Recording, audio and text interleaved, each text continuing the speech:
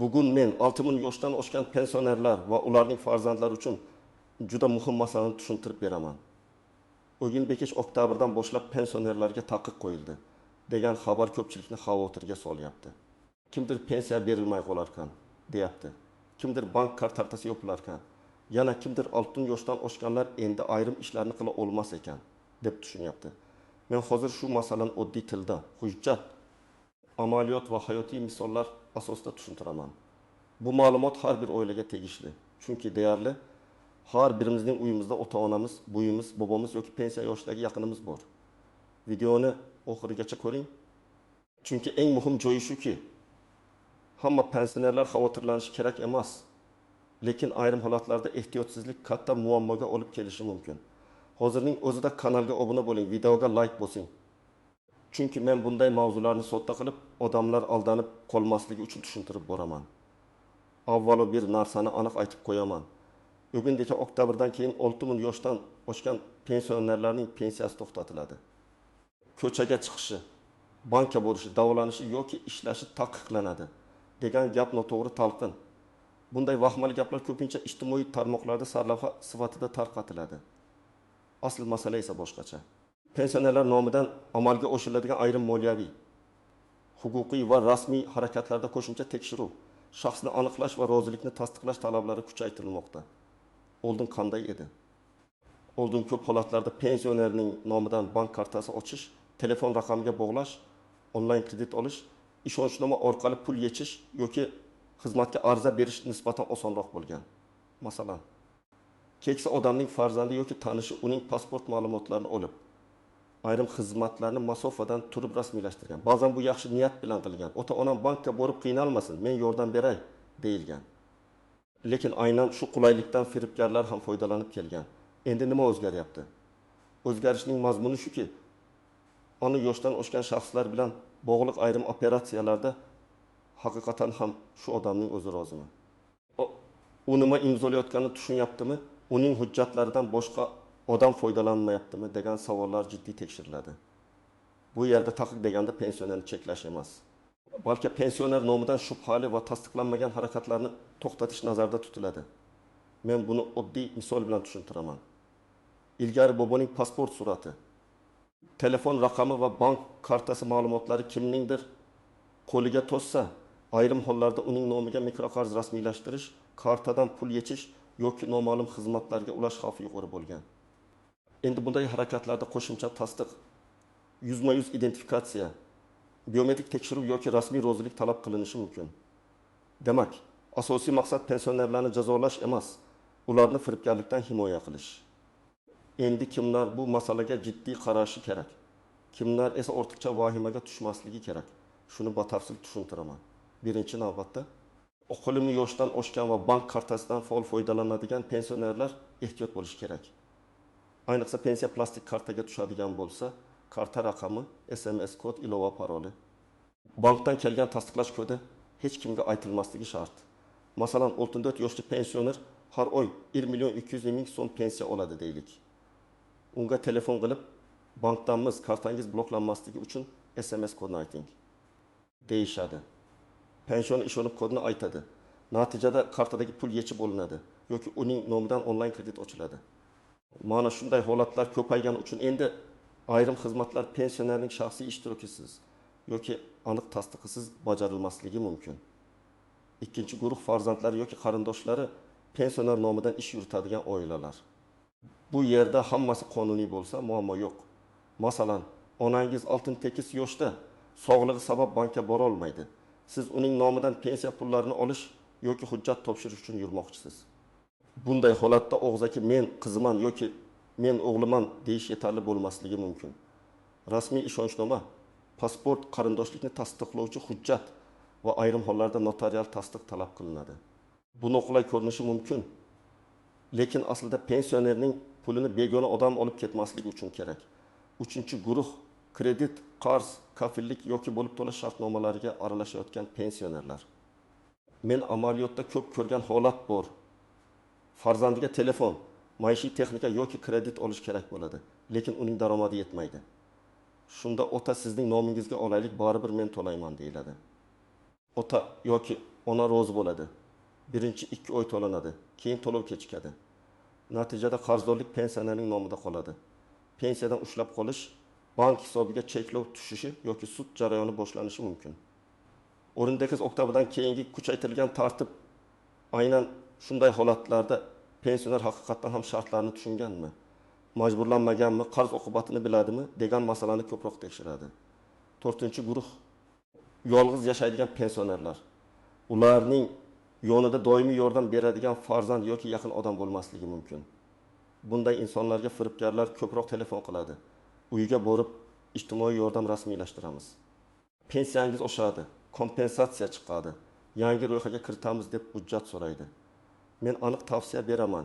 Hech qachon ko'chadan kelgan odamga pasport, karta, pin kod, SMS kod yoki imzo qo'yilgan bo'sh qog'oz bermang. Rasmiy tashkilot xodimi bo'lsa, xizmat guvohnomasini ko'rsatsin, qaysi idoradan kelganini aytsin. Siz esa mahalla, bank yoki ijtimoiy himoya bo'limiga qo'ng'iroq qilib tekshiring. Endi kimlar ortiqcha xavotirlanmasligi kerak? Agar siz pensiyangizni odatdagidek olyapsiz, kartangiz o'zingizda, hech kimga kod bermaysiz, kreditga kirmayapsiz, hujjatlaringizni begonalarga topshirmayapsiz. Demak, bu o'zgarish siz uchun qo'rqinchli emas.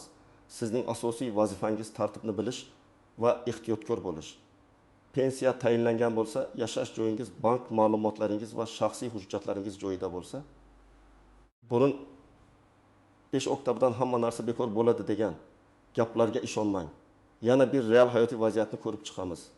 12 yoshli ayolning pensiyasi har oy kartaga tushadi. Qizi unga telefon ilovasini o'rnatib bergan. Ayol ilovani ishlatmaydi, lekin karta telefonga bog'langan. Bir kuni telefonga tasdiqlash kodi keladi. Keyin begona odam qo'ng'iroq qilib, sizga davlatdan 900 ming so'm yordam chiqdi. Kodni aytsangiz tushirib beramiz deydi. Ayol kodni aytsa, pul yo'qoladi. Mana shu joyda taqiqning ma'nosi shundaki, endi bunday shubhali operatsiyalar ko'proq bloklanishi, bank qo'shimcha savol berishi yoki shaxsni qayta tekshirishi mumkin. Bu pensionerga qarshi emas. Uning foydasiga ishlaydigan mexanizm. Yana bir misol, 7 yoshli erkak nevarasi yordam berish uchun kafillikka imzo qo'yadi. Kredit miqdori 5 million so'm, nevara ishini yo'qotadi va to'lay olmaydi. Bank qarzni kafil bo'lgan pensionerdan talab qiladi. Pensioner men pulni olmaganman deydi, lekin hujjatda imzo bor. Shuning uchun men doim aytaman, kafil bo'lish ham qarz olishga juda yaqin mas'uliyat. Endi bank yoki tashkilot pensionerga siz kafil bo'lsangiz, qarz to'lanmasa sizdan undiriladi, buni tushundingizmi deb aniq tushuntirishi va tasdiqlashi kerak bo'ladi. Bu ham bekorga kiritilmayapti. Chunki ko'plab pensionerlar imzo oqibatini keyin tushunib qolmoqda. Endi istisnolar, nozik joylar va ko'pchilik e'tibor bermaydigan masalalarga o'tamiz. Birinchi nozik jihat. 60 yoshdan oshgan hamma odam bir xil huquqiy holatda emas.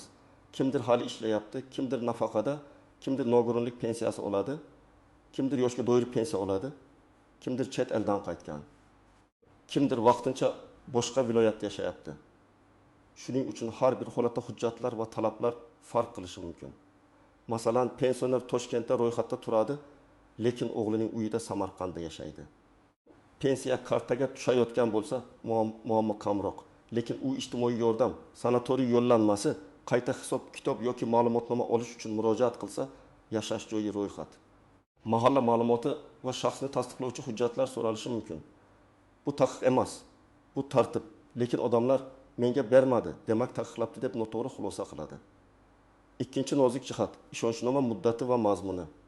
Ko'pchilik ishonchnoma bor bo'lsa, hamma ishni qilsa bo'ladi deb o'ylaydi. Aslida unday emas. Ishonchnomada qaysi harakatga ruxsat berilgani aniq yozilgan bo'lishi kerak. Masalan, faqat pensiya pulini olishga berilgan ishonchnoma bilan kredit shartnomasini imzolash mumkin emas.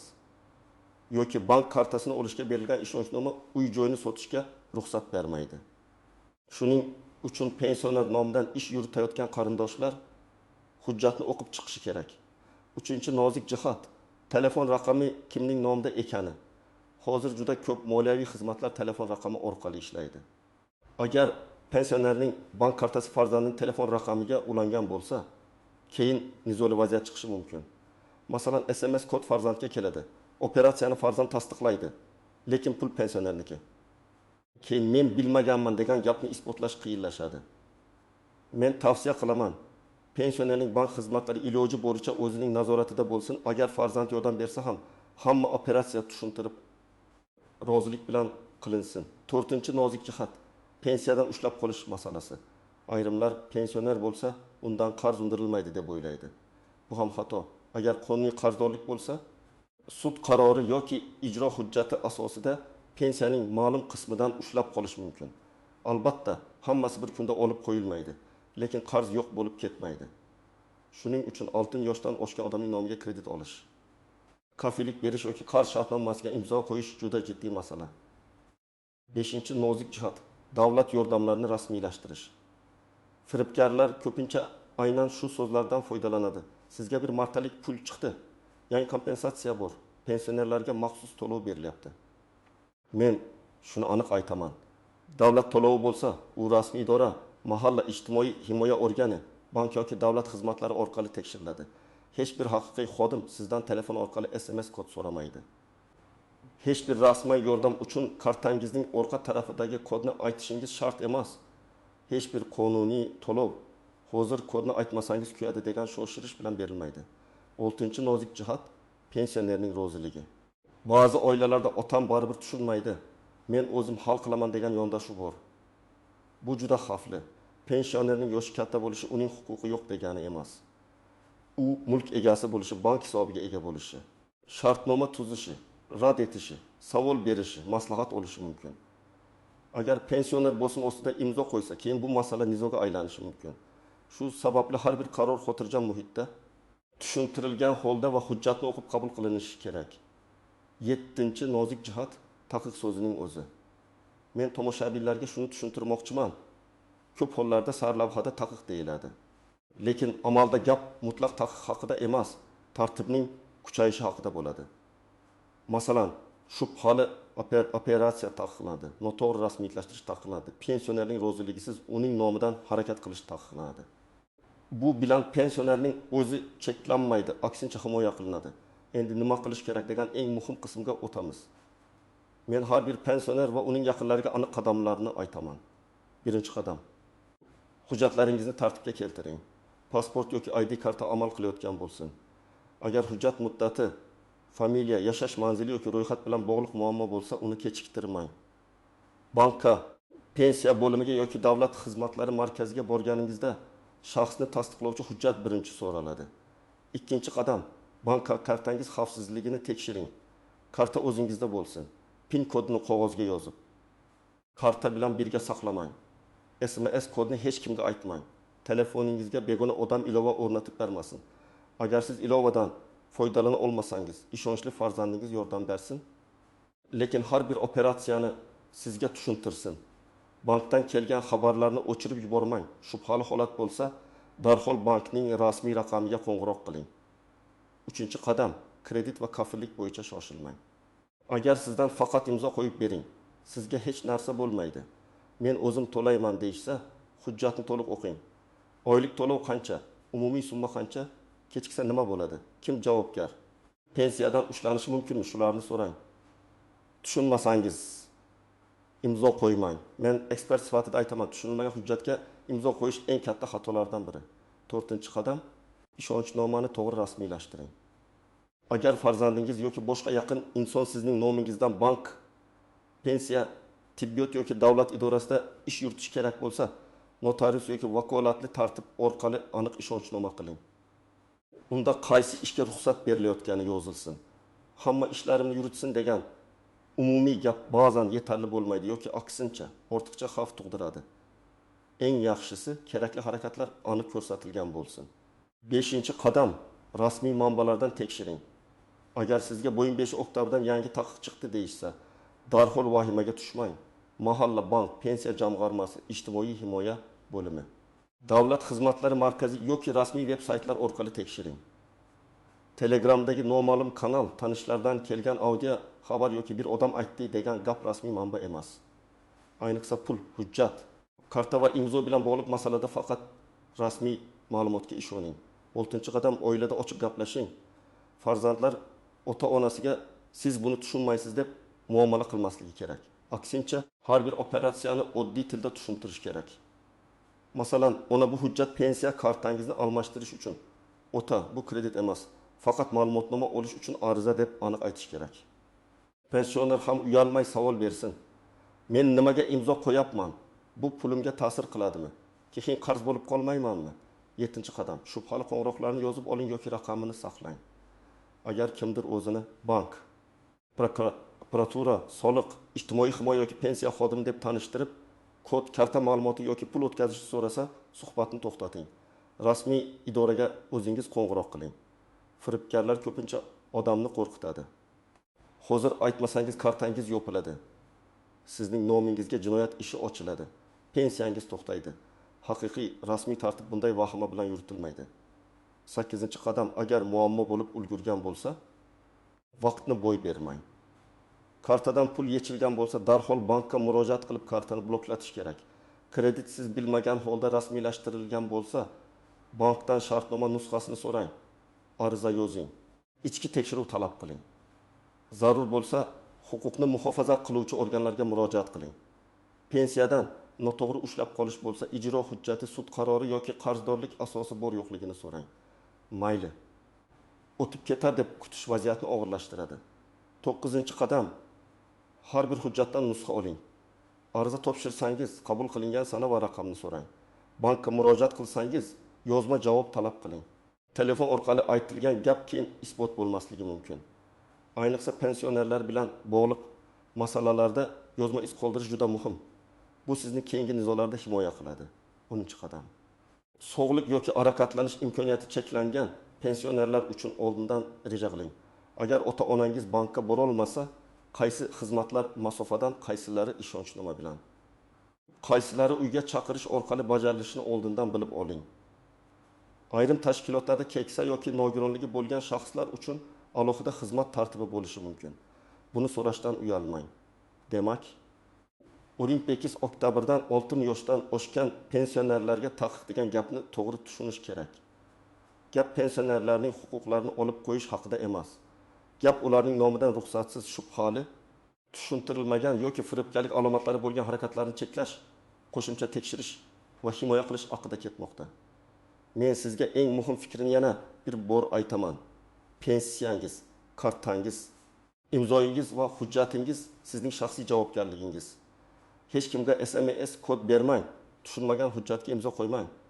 Kredit va kafillikka yengil qaramang. Rasmiy ma'lumotni faqat rasmiy manbadan tekshiring. Farzandlar esa ota-onasiga yordam berayotganda hamma narsani qonuniy, ochiq va tushunarli qilib rasmiylashtirsin. Sizningcha, pensionerlarni himoya qilish uchun bunday qo'shimcha tekshiruvlar kerakmi? Yoki bu odamlar uchun ortiqcha qiyinchilik tug'diradimi? Fikringizni izohlarda yozib qoldiring. Videoga like bosing, kanalga obuna bo'ling va bu ma'lumotni ota-onangiz, qo'shnilaringiz, tanish pensionerlar bilan albatta bo'lishing.